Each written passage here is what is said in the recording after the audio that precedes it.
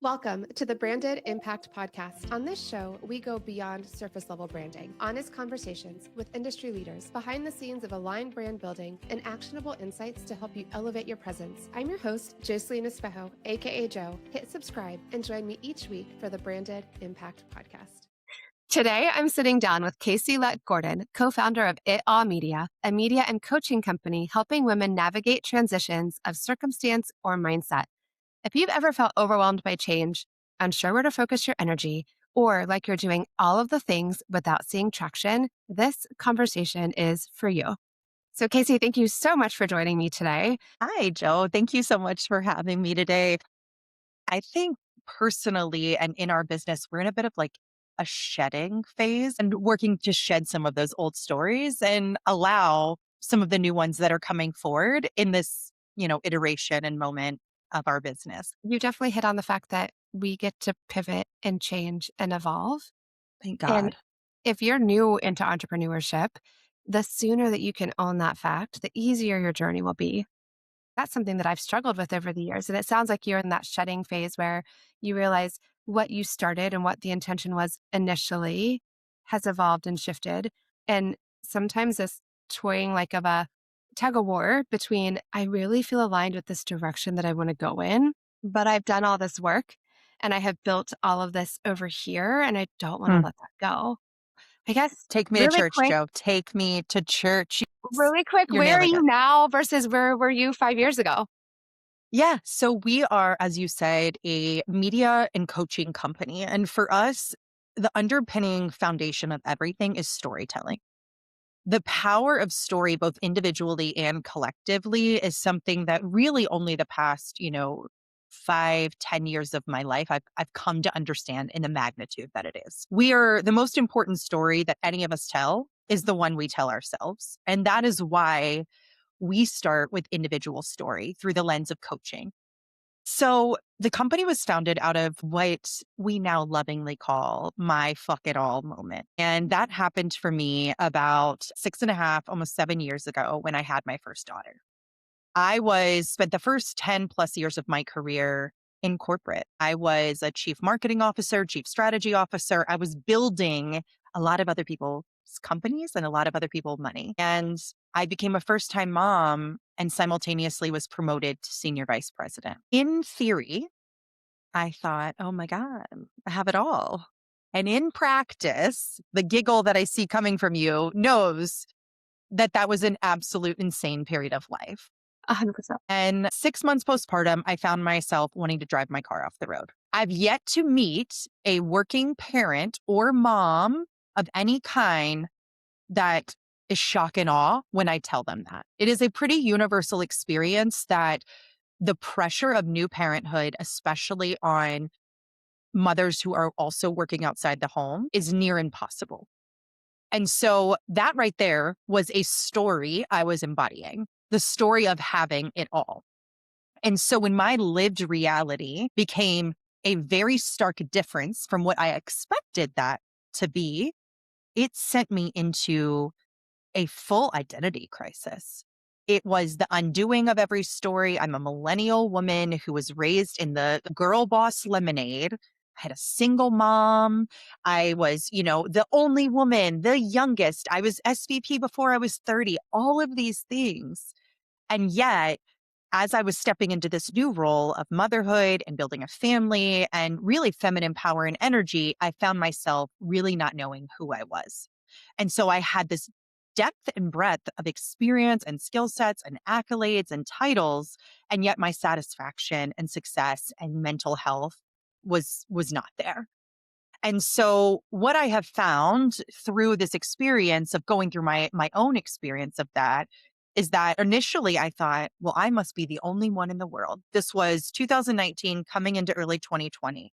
The public dialogue on mental health, on systemic breakdowns, on the pressure inequities, gender inequities that we see amongst men and women was not as public as it is today. But in going through that experience, I felt alone. And I remember the day I wanted to drive my car off the road, I thought, wow, I have a partner who I can go home and say this to, and we can come up with a plan. I am not at risk of not being able to pay my mortgage. I can still have health insurance, right? Like real things that are very important. And I think as entrepreneurs, it's so important to talk about the brass tacks piece of that, because sometimes we talk about it in this like, just do what you love. And it's like, I can only do that if I'm like safe and secure in my life that I'm also building. Right. So much narrative on that, right? I remember the vice president at the time telling me how she was rocking her newborn while she was working. Like there was And this, set it as like a gold star. yes, like a badge of honor. Like I was the woman that gave birth and literally started working the next hour. And I had this mental thing of, I'm living the career life that I wanted. I'm on the track for what I sought out after, and I wanted none of it. And then it was a complete identity crisis. Yes. And that's the burn it down. I was I came to a crossroad where for me, it wasn't driving off the road. It was, I'm getting a divorce. I'm getting rid of my dog. And the only thing that's allowed to stay is my son. The rest of it, like I'm burning it all down and everything has Yes. to go. And my husband looked at me and he goes, "Hey, so before you divorce me, how about you quit your job? And then we'll talk about our marriage and the dog and, like all the other things that you want to burn down." But Yes. yes, this is a reality where a lot of women who thought that career was important and they got very ambitious and they were very successful young. Once they Yes. have a child, it's a whole different mindset shift. And by the way, it's okay. And it's also okay if you decided to be the person that was still a priority and everything else worked in Yes. your favor. I think ultimately it's whatever you're drawn to is okay for you. That's what you're talking about. That's your story. That's what you get to embrace and you get to own. Completely. And I think that's where, I think when I talk to especially a lot of male or traditionally male entrepreneur spaces, they don't always understand the like soft tissue that connects the two sides of our business.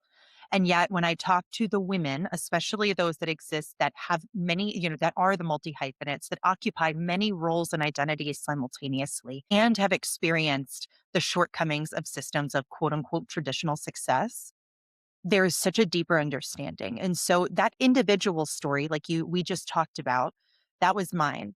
And what happened when I then had this identity shift and crisis, it was a crisis of the moment to say, okay, everything I've believed up until this point just shifted.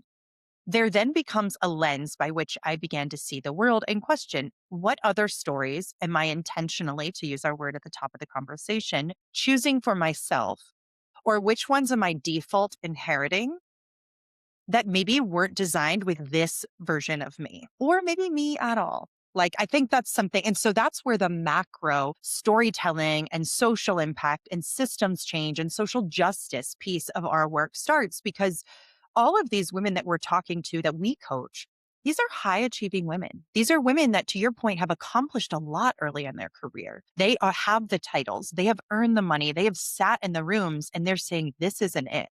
So it's not that there is a version of the world in which we are limited by the glass ceiling and that, but these are women that in many cases have accomplished the very traditional versions of success. And all the promise of that did not give them the life that they were seeking. And so in that, they then begin to look at the systems that we occupy. And so our company, like the underpinning kind of like secret goal is I want women as equal and valued architects of the systems that run our lives at work, at home, and in our communities. I'm not saying women are better, but I'm saying that there is an inequity in us as architects of the systems that run our lives. I was working in tech and consulting. Everyone I worked with I'll give a small asterisk. The majority of people I worked with were straight, married, white men who likely came from some position of maybe like family access, generational wealth, or having resources. And so when I looked at their version of family, it was not the same as mine. It was not the same as being a parent or a mother that carries a child and the physical toll that takes on you, as breastfeeding and having to like go into a closet when you're on a work trip and, like it was a different reality. And so as I started to look around and do that, I started to question everything. And we find that consistently with the women, especially those that choose entrepreneurship.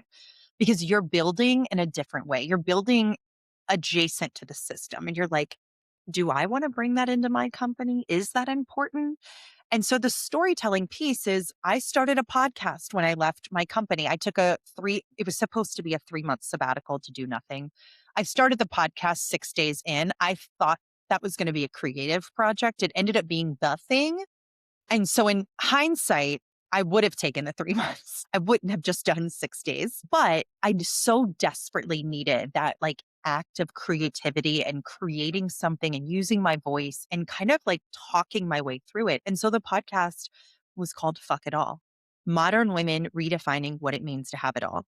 This was in the fall of 2020. It was COVID. It was Great Resignation. It was the summer after we saw tremendous protest around Black Lives Matter. There was collective questioning.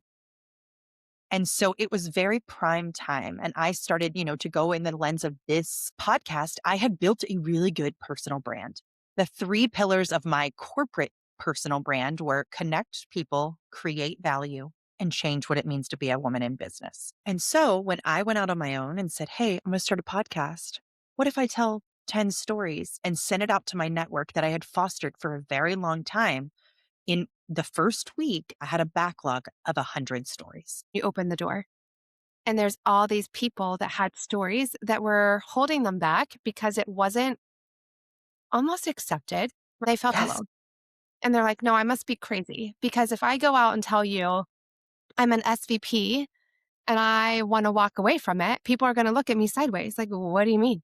What do you mean you're not happy? What do you mean you want to walk away from that? And whatever that looks like it could Yes. be whatever your definition of success, because that's also something I've had Oh my to look gosh, at yes. years. You have to write down what does success look like, because for those of us that are very ambitious, I liked how you called it multi hyphenate. Like it's one of those things where I realized I kept moving the bar.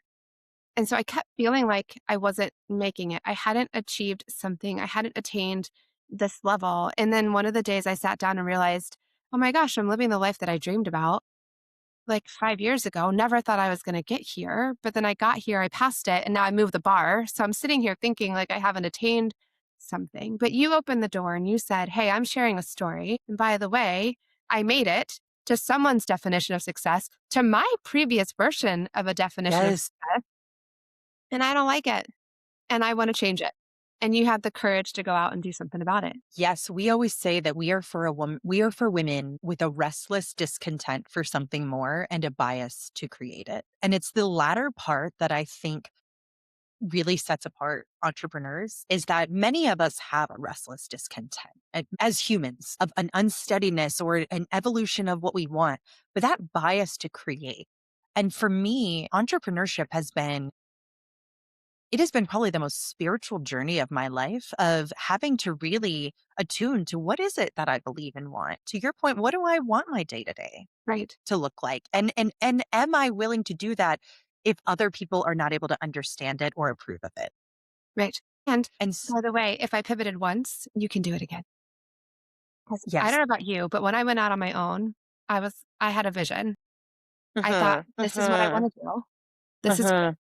And then a year in, I went, this is not what I like. Why am I doing this? I am choosing to go put myself into a situation that makes me physically tired, that I don't look Uh-huh. forward to anymore. And I'm like, oh, wait, this was by design. Like I created this. And then, Isn't that so funny? And I think it's so important to hear, because we think that like we do it once and then we're experts of like, oh, I would never do that again.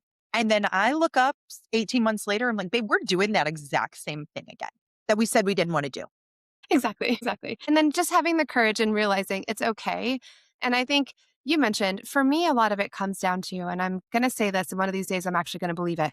It's we are our brand. And we can start to talk about, and if you can provide value, you can pivot and people will be okay. You will attract it. And I have pivoted my business now. I think I'm 6 years in, and I'm now pivoting again. And I'm like, it's fine. It really is okay. And then it's just figuring out. And this time I'm taking it from a different approach. I feel like I tried it before in a few different ways on what do I think is going to make me the most money? Can it also give Yes. me the time freedom?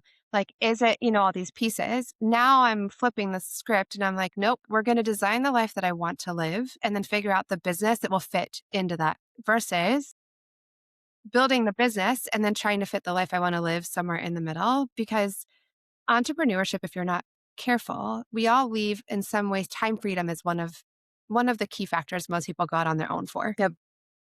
I don't know about you, but I have struggled with time freedom ever since I went out on my own because I left the 9 to 5 to work in my mind 24/7. And then Mhm. the unrest, you went on a 3 month sabbatical, made it 6 days. I think that's something to say too about the spirit. We have a hard time resting. Like My that is a God, it's story that we have told ourselves that if we are at and rest, society reinforces. yes, yes, It's not until you have a full mental break, people are like, "Why didn't you rest?" It's like, well, because nobody was okay with that before. When I was right. like, "Hey, guys, I'm kind of not feeling well," everybody was just, "Keep going, girl." You got it. Just push through. Yes, It's what we do. just push through. It is. Just get another cup of coffee. Just, meditate. All of those things are great, but real rest is so important. And it is, as far as entrepreneurship goes, like, I think some of the beliefs that I had at the beginning versus now are, I kept thinking of like scaling. Like that was a thing. And I think in the entrepreneurship space, we talk about that. And now I've swapped scale for sustainable. Like, what's sustainable to me? Like, how can I think about it? Like, every financial person is like, don't give $500 to your saving and then $10,000 and then 200. Give every month the lowest consistent sustainable amount, and that will yield a higher return every single time than bouncing around, because the emotional narrative there, oh my God, I can't do what I did last month. Like, that has been a rewiring for sure. The other piece is um, recognizing that I've been through enough creative cycles now, to your point around pivots and iterations and peak seasons and slow seasons, to realize that rest is a part of the process. When I am feeling uninspired, burnout, irritable, whatever you're recognizing of, that you are in need of rest, when it shows up 100 times out of 100, when I rest, I am better and the business is better for it. But every single time I fight it, kicking and screaming, I don't wanna, until my body's like, "No, you're gonna lay in bed." Sometimes it can be, like, physically actually sick, or just, like, you hit that mental wall, and so I think this is where a peer set of entrepreneurs is also so important, and women entrepreneurs to be able to say, like, "Oh, yeah, I struggle with that too, and I still did it," and being able to have a mirror to one another to say, like, "You might also need that." Yeah. Because I think we can eagle eye view somebody else's business. I can look at somebody else and see what you need to do so much faster than myself. And or I give other people so much more grace than I want to give myself. So I think that peer network has been instrumental and life-saving for me. And I think the podcast is an excellent thing. I know for me, the podcast has been an amazing outlet to be able to have conversations and just hear how alike we all are. Like a lot of it comes down to the same, and there seems to be the same theme. It's like authenticity, but then now we're shifting back into, I'm starting to hear less and less about scaling and more about sustainability. What can I do? What Yes. can I create? What does Yes. that look like?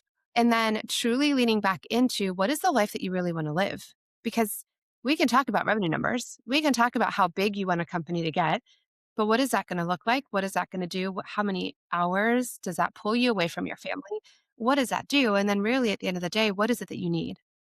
And so sticking to those values, and I have to remind myself because I get very ambitious. And Yeah. then all of a sudden I'm like, hold on a minute.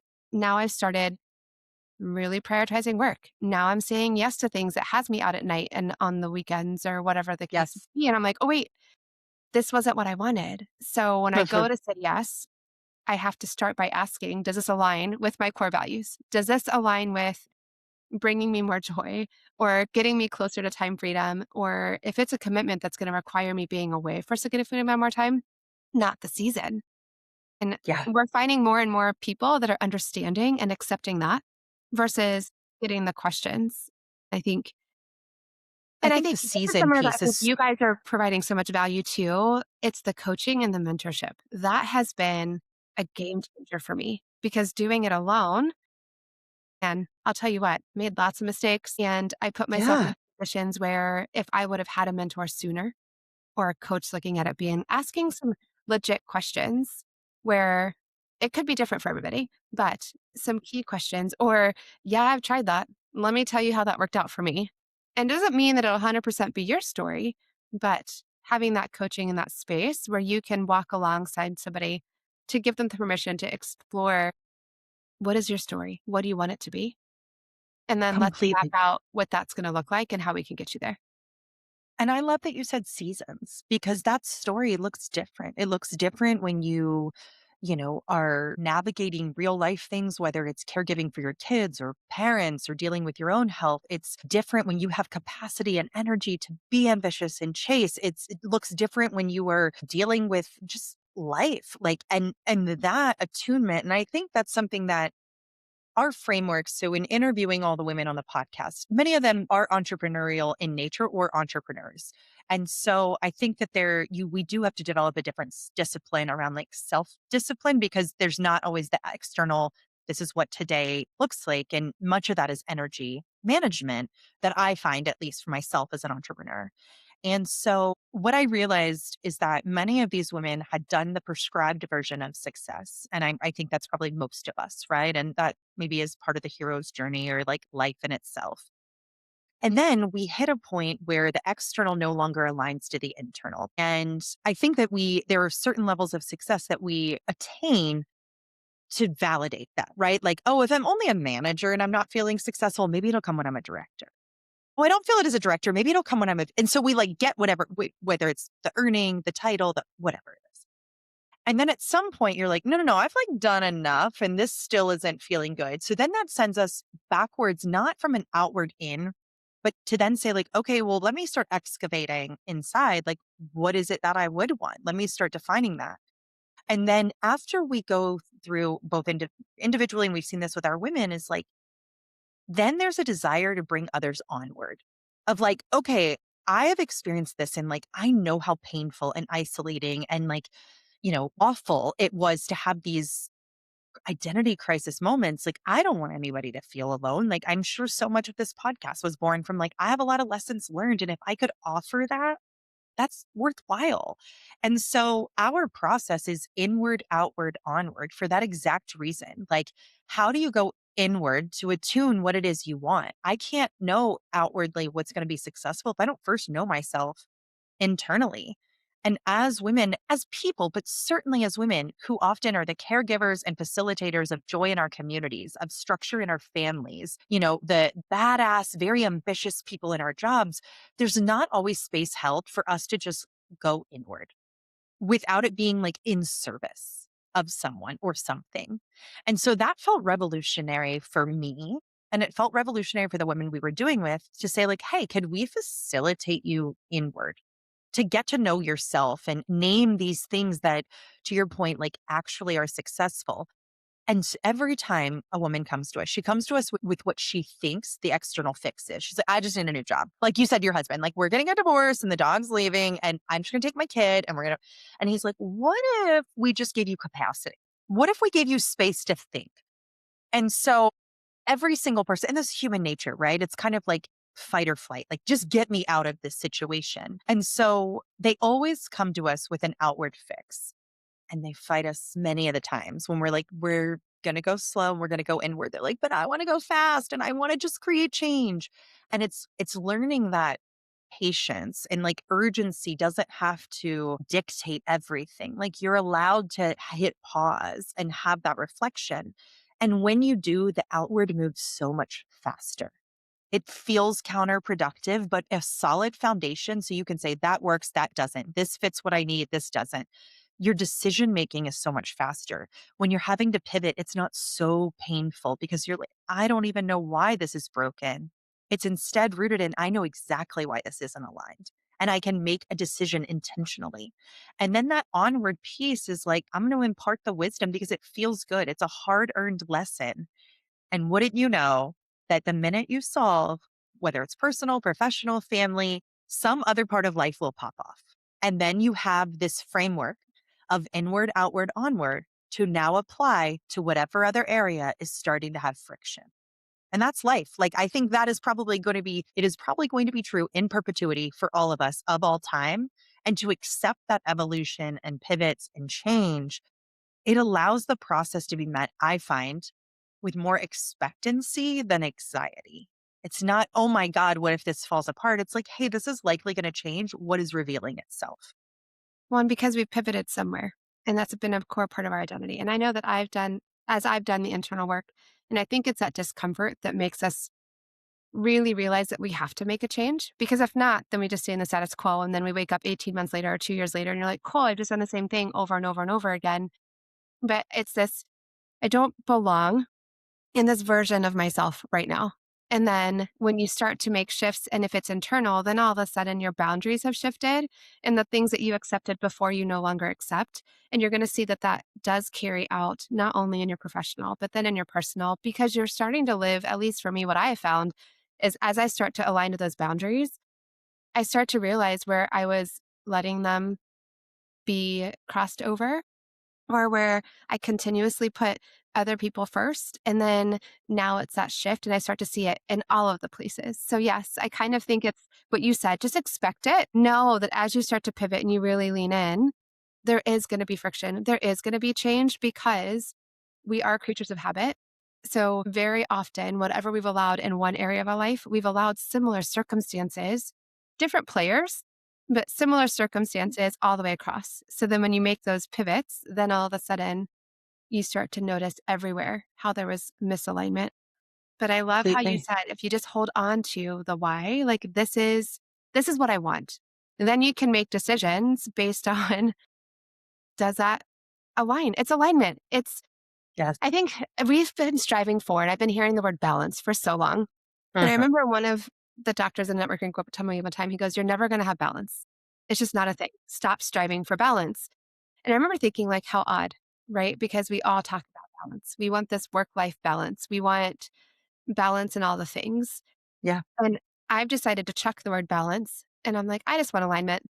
Like, I just Yes. want to feel aligned in my decisions. And that even plays into right now, I'm about to walk into soccer tournament season. We had a season of rest. We only had 2 practices a week.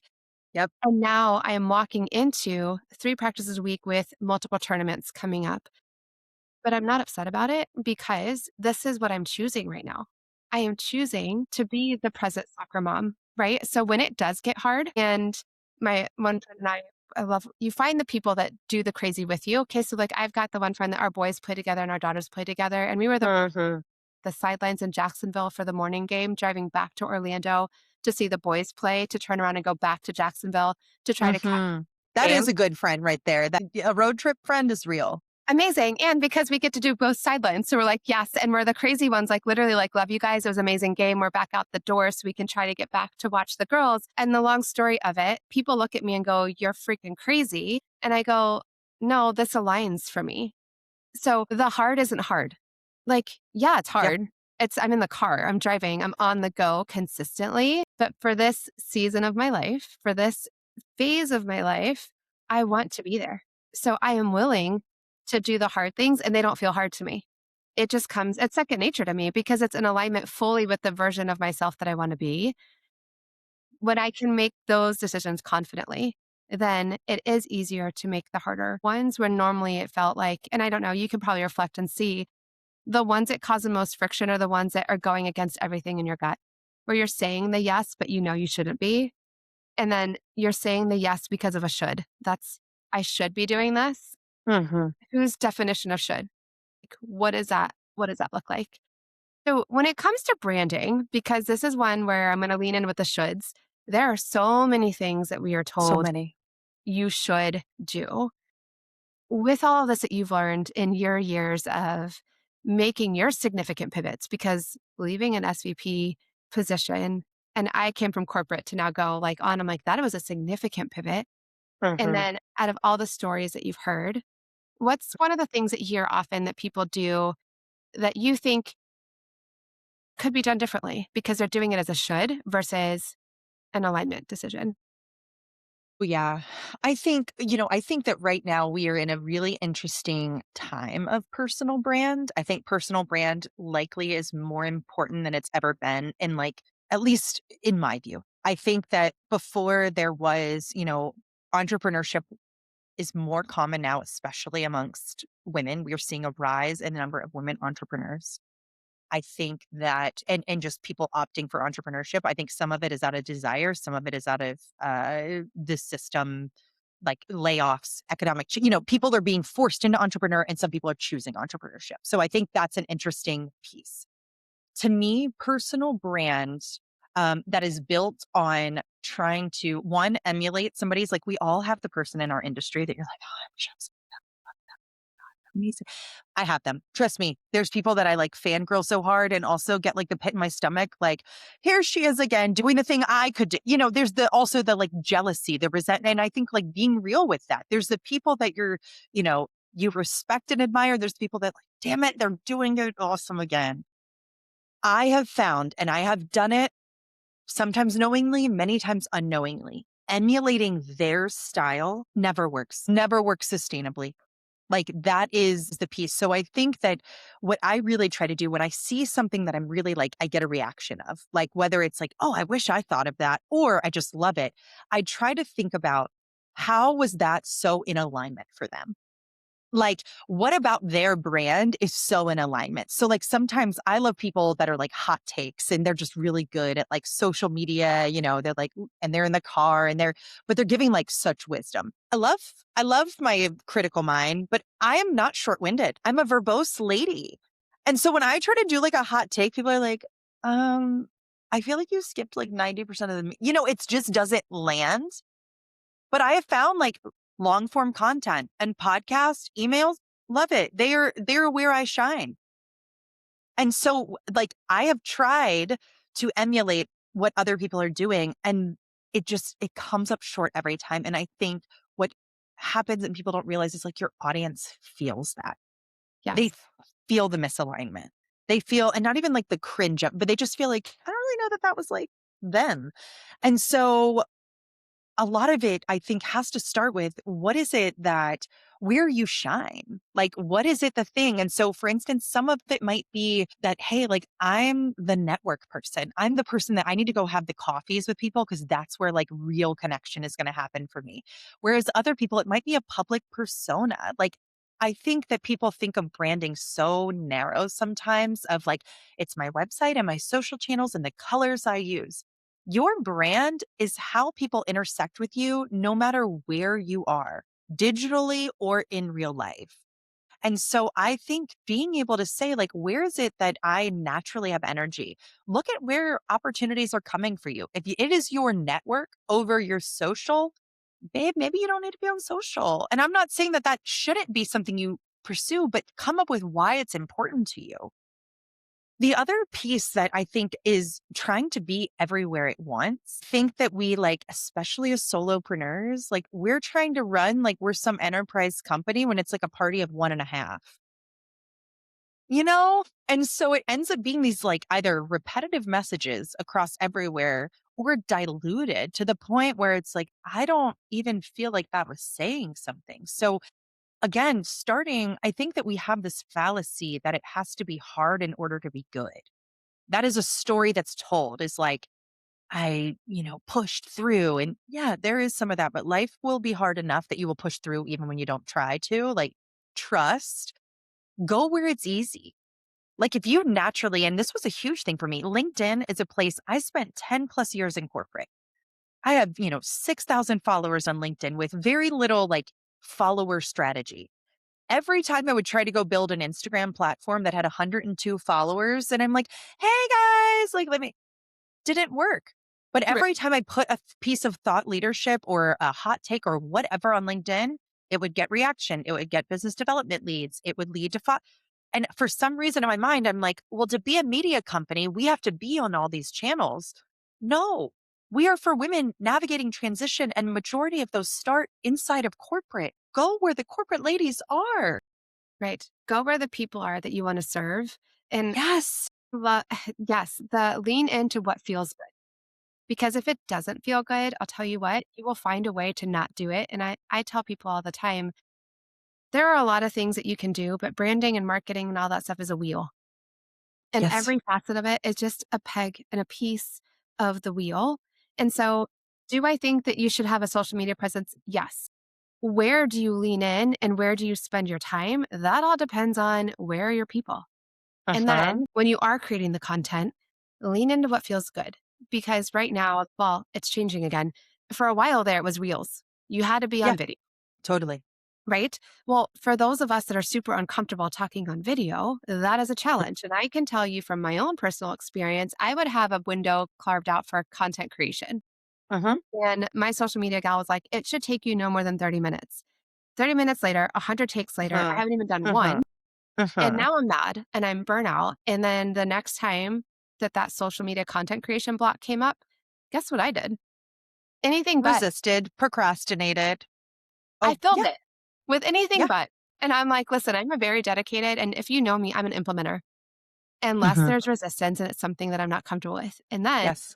I'm like, there's uncomfort to a point. Video, we fought. That's another reason the podcast was born. I was like, you want video? Fine. I'm going to talk to people because I can talk to people on video all day long. Yes. A conversation is different than self-directing content. Yes. And just sitting there staring at a camera, I'm like, oh my gosh. But the second that I'm having a conversation, Yes. I forget that we're recording. Yes. Even now, like I keep dancing with this light that's coming through my window because I'm not even paying attention to myself. I keep looking at you and then every once in a while I'm Yeah. looking over. But that was my version Yeah. of content creation that Yes. felt easy. And then now that's what I've Exactly. embraced. And then I've also been okay to say, like, that trend is not for me. If you want to dance across your living room, go for it. I love it for you. If that brings you joy and you can do that, great. Not my cup of tea. Not Yeah. going to happen. Like, it's just not. But leaning into what feels good, what can you Mhm. do consistently? And then Yes. realizing that it may not be for you. And also what phase? Because I did networking. I'm a very big in person person. Yeah. I love to be in the right rooms. Same. I can do so much better if we get to meet and talk on Mhm. video or in person, even better. But then I committed to a networking group that was phenomenal and bringing a lot of success to a lot of people. What I didn't realize though was that a weekly commitment was a lot for a one person show. Yes. And so I start looking around the room and I'm like, why is it that it's very successful for all of these people? What dawned on me the other day, the one thing that a lot of these people have in common is that while they're sitting in that networking room, somebody else is running their business. Yep. It's a very Sales are, important thing to understand the stage of companies and who the peer yes. group is. And what are you saying yes to? And is that impacting your revenue time?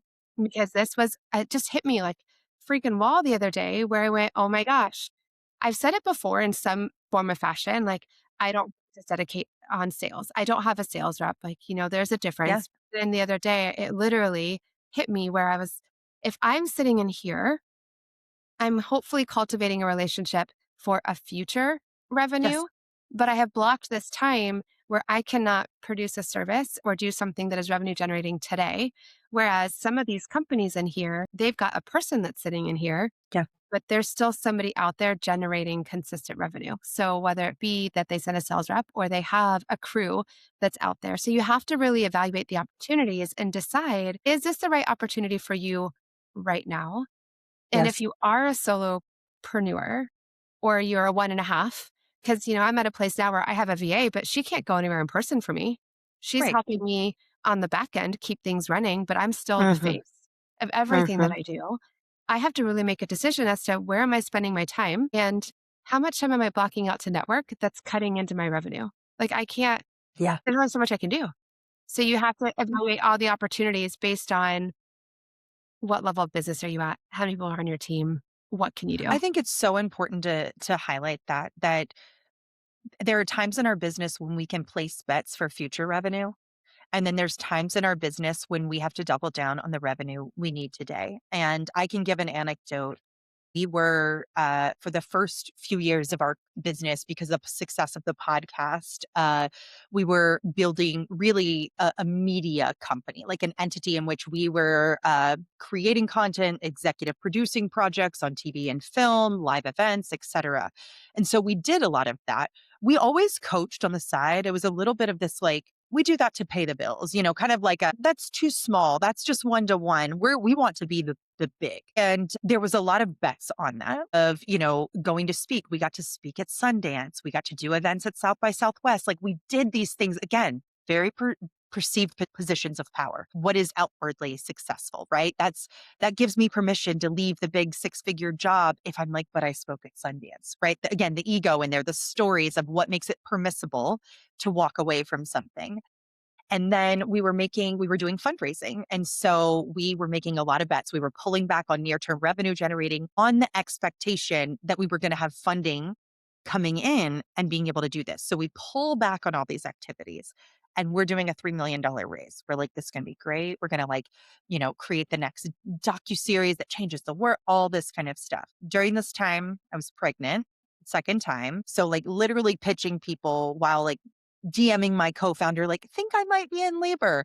That is not a gold star. That is like, I was thinking to myself because we neglected all the revenue. We did not take care of ourselves. And I think that this happens. It was a hard-earned lesson, took it on the chin. And then there were so many external factors from just the world. War in the Middle East, woman running for president, that a lot of impact dollars that previously would have gone toward a project like ours were being dispersed in other areas.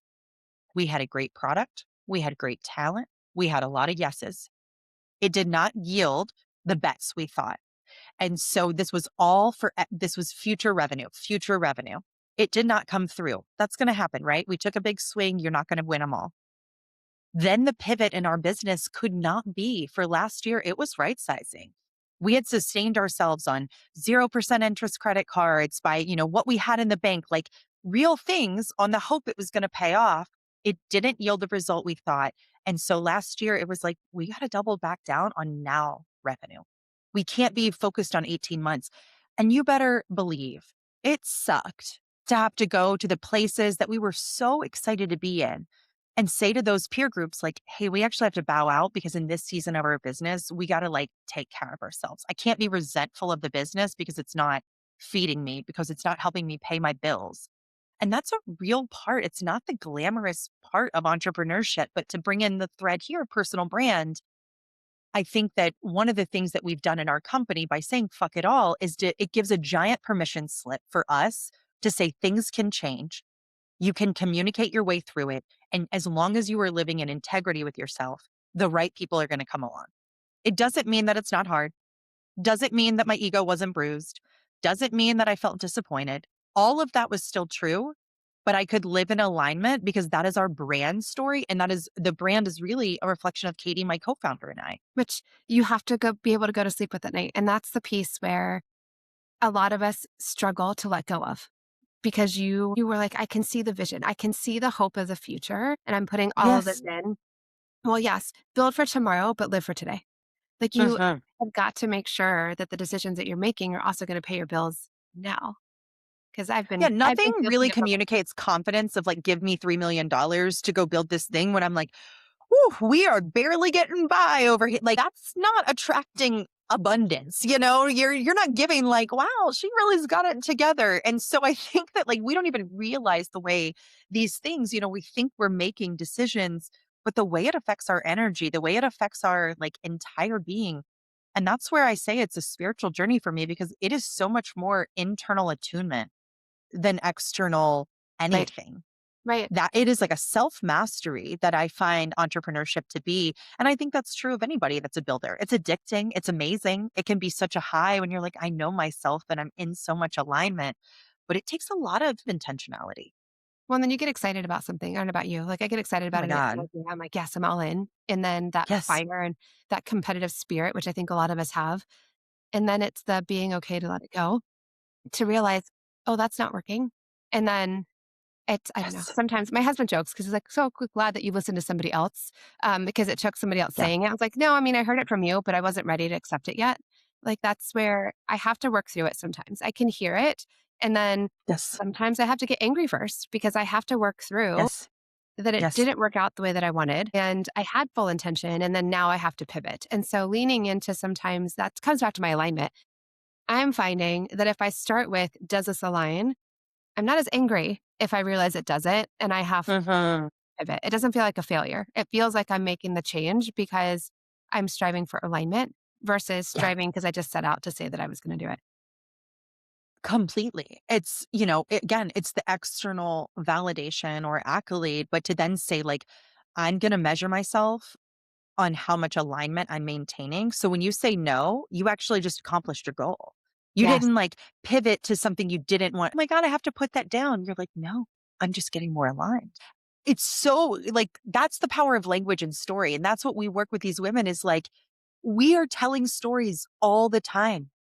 And to become an expert of the anatomy of story, are you being the narrator? Are you being the main character? Are you being the director? Or are you being like just the side character who's getting shit on? And we are all of those all the time. We get to be so many things. A woman is just so many facets. Like we don't compartmentalize the same way.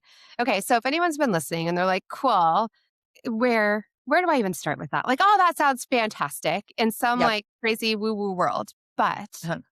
for real though, is it? What's your first step? Like, if someone's been listening and they're like, "Okay, how do I even put that into practice?" Yep. So I always say start with your personal values. And I'm going to push people to say, what are your top two? Like that is the consistent advice I give anyone because they are two values that they will become like your North Star of when you are or are not in alignment. You can use any, just Google it, but we love the Brene Brown Dare to Lead. It's the value set. She has a list of just a tremendous amount. Again, quick search online will give you that. The way, if you say, like, I don't know my values, I want 100 of these to be my values, or I see myself in five, there's two questions that we always ask our women. When do you feel most in your power? This can be a singular moment in time, like, I remember this one time XYZ happened, or it could be every time I do XYZ. So, like, when do you feel most in your power? And that's different than like, when do you feel best about power? Like, oh my God, I am so me right now. I am that girl. And then when do you feel your power shaken?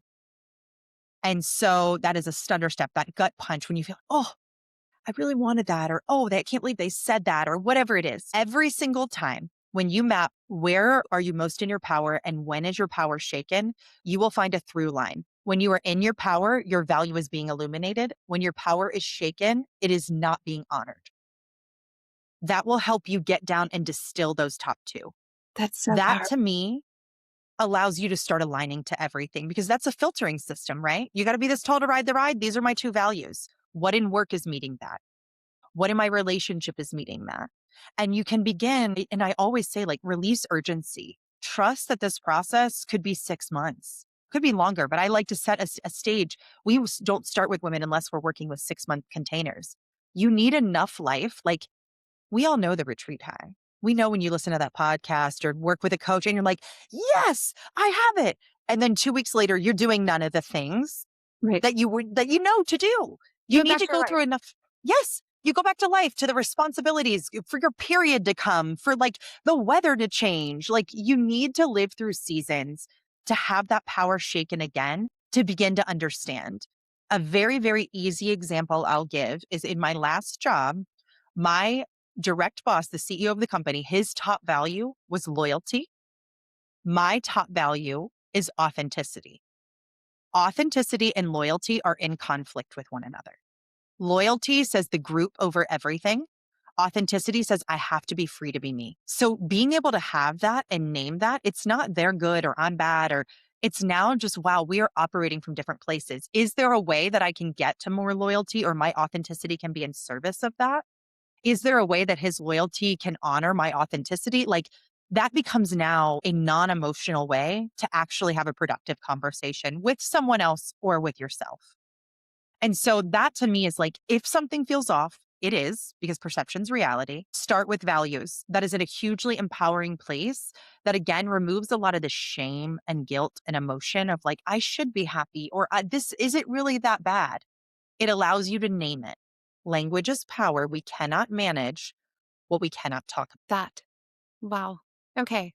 I feel like that's going to wrap up. We're going to leave with that note because if you have been listening to this entire episode and you walk away with nothing else, hold on to the fact that your top two values can define and shape anything, and the language is power because that's the story that we tell ourselves. And then authenticity. At the end of the day, we can't sustain anything that's fake. So if you're Mm, trying to be a version of yourself that you truly cannot buy into, it's not going to work. It's going to be a consistent struggle where you're going to find if you are authentic and you are leaning in and you're holding on to what truly drives you. And we talked about it earlier for myself. If it truly aligns, It's not hard for me. Mhm.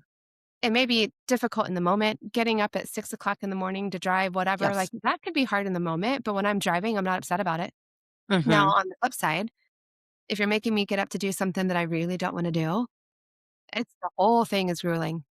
Like there is no cup of coffee that's going to bring me joy. Like there is nothing. Yes. Like I'm just really unhappy about it. But the power of your values and then what you can name and identify, because then Yes. you can decide I'm in alignment. This is no shame. This is no, you failed. This is no nothing. You can really pull it back into you're winning because you're making decisions based on what is best for you. Mhm. Yes. Nailed it. It's like you're really good at this whole podcast I thing, mean, that's what I wrapping keep it up in a bow. hearing. So, on another note, talk about hard. There's days where I'm like, this has been fun. Well, this part's the easy part. It's the editing and getting it out there into the world that Oh, I'm like, feel that deeply. girl, like, Mhm. do I really want to keep doing this? And then I have amazing Mhm. conversations like this. I'm like, yes, yes, I do. Because there's no way I could have pulled this up for myself. It's having somebody like you having the conversation. So if Yeah. they've been listening, Kacie, and they're like, hey, I want to know more, or I have been looking for something like this, I need Yes. this type of support in my life, where can they find you?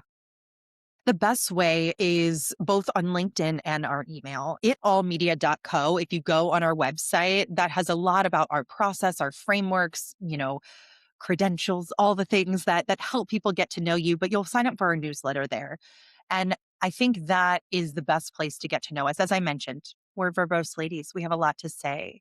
So we're not spamming your inbox, but we are going to ask you to really marinate in our content. So when we give you something, it's thought provoking, it's meant to sit with you. You're meant to like stew in it like a great tea, like steep in it. And then LinkedIn, it's a place that I put out a lot of content, a lot of the things we've talked about today. These are my musings, my real time revelations, as well as a lot of the other women and storytellers that we love. The way we engage with women is if you're listening to this today and you're like, okay, I'm like curious enough, but I don't know that I'm like ready to go 6 months in. Book a session with us. We do a free discovery kind of chemistry test for everyone. We spend about an hour with you and you get two coaches for one. That's one thing that's really unique in our process. We joke that we're like the blonde and the brunette, but also the yin and the yang. I'm strategy. I'm coming in like, what is the business? What is the why, the values? And Katie, she's this incredible storyteller. She's really soulful. And so to have both of those present, I think is so helpful as people are navigating transition because you need both of those. Both are essential to navigating change. And those sessions, I would say, 75% of the time yield us working with someone because it's a great place. If you come out of that feeling like, I feel more affirmed in my power. I feel like I can see, the chemistry with these two coaches. I can see how change is possible. That's it. And this is not a hard sales pitch because what I've realized, I'm sure you've seen it with your business. If it is aligned for the people that hear it, it's going to be a no-brainer. And if Yes. it is feeling like a tension, I trust that the right time will come. Either you'll think about me 3 years from now or 6 months from now, or you're going to say like, hey, I'm just so glad I know this person exists. And the next time a colleague or a person at a coffee shop brings it up, is like, I'm trying to figure out who I am in this moment. You're going to think Kacie Lett Gordon, It All Media. And so I invite anyone that's listening, that's a great way to start spend time with our content. Thank you so much. And if you've listened to this episode and you know of somebody that could benefit, please be sure to share and then hit subscribe so that you can listen to future conversations with amazing women like Kacie who are out there building, making an impact. And as always, continue to get out there and make your branded impact. That's a wrap. Thanks so much for tuning in to the Branded Impact Podcast. If today's episode sparked something in you, please take a second to subscribe, leave a review, or share it with a friend who's ready to unlock their rebrand era. And if you're ready for a brand that's rooted in authenticity and built for impact, one that truly reflects your story, your energy, and your evolution, let's connect. Head to brandingbyjoe.com or DM me on Instagram at brandingbyjoe. Thanks for hanging out. Now get out there, show up with purpose, and make your branded impact. I'll see you next week.